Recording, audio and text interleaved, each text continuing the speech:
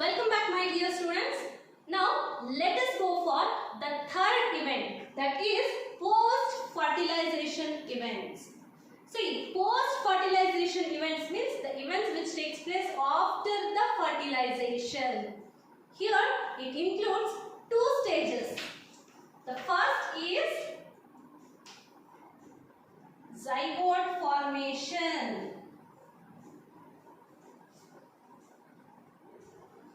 And the second one is embryo genesis.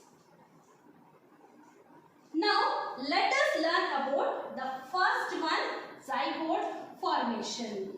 Zygote, after the fusion of the male and female gamete, the resultant will be the zygote. See, male means N, female also N. So the zygote will be 2N. That means diploid zygote.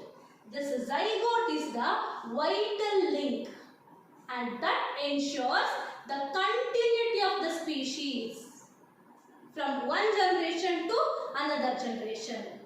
And every sexually reproducing organism, including human beings, begin the life as a single-celled zygote. Okay, so this is the first step in post-fertilization. Okay, that is zygote formation. See, different organisms protect the zygote in different types. Okay, so in the organisms with external fertilization, the chances of survival of the zygote is very less, right? So the zygote is formed in an external medium or else in water in case of the animals which undergoes external fertilization. And so here, in case of the internal fertilization, the zygote is formed inside the body of the female, and the algae and fungi. In case of algae and fungi, the zygote develops a thick wall. It develops a thick wall. Okay, and this is resistant to desiccation, and this is resistance to damage. And after some period of rest, this zygote undergoes division. And next, in case of the organisms having haplotic life cycle, for example, some algae, and the animals with haplotic life cycle,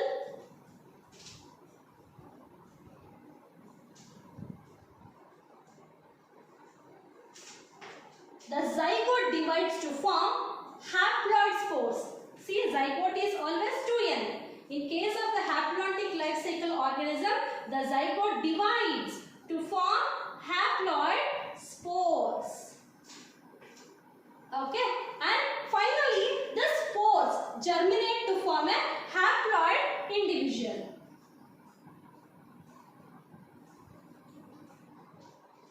So these are the ways what happens after the formation of the zygote, right? So zygote is protected in some cases, and zygote undergoes division in some cases, and the zygote undergoes spores in some cases.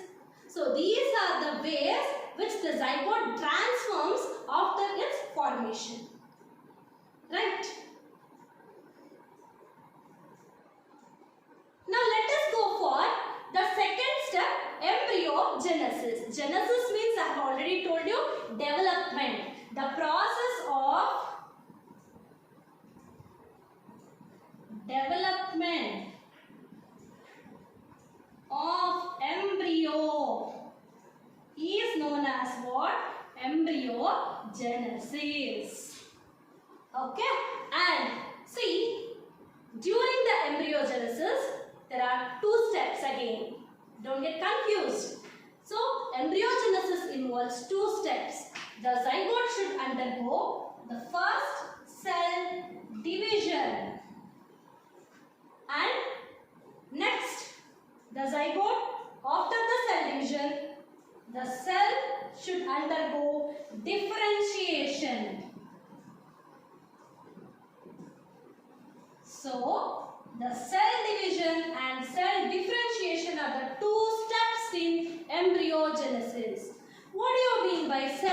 division. Increase in the number of cells. Increase in the number of cells is known as cell division. Cell differentiation means the group of the cells which undergo modification to form tissues, organs and organ system. So this is known as cell differentiation. That means modification of the cells into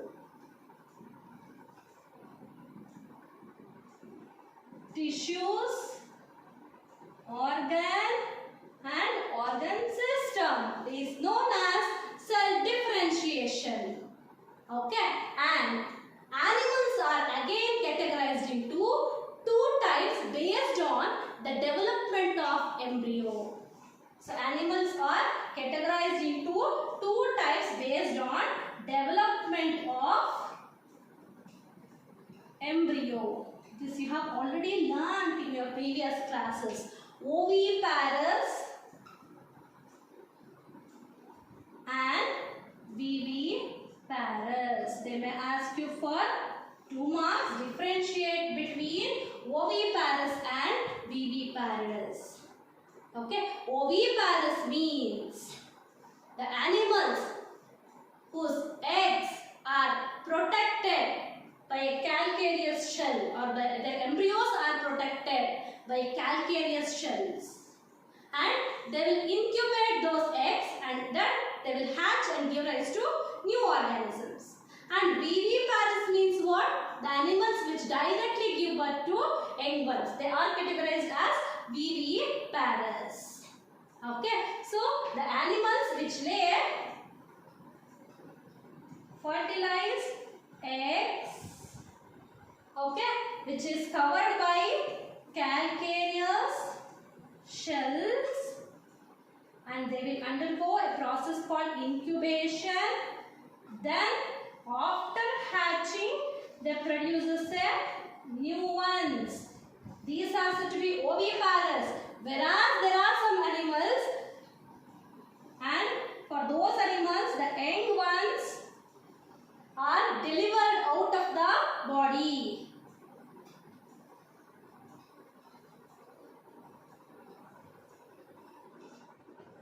Those animals are known as oviparous. Oviparous example is nothing else but birds, reptiles.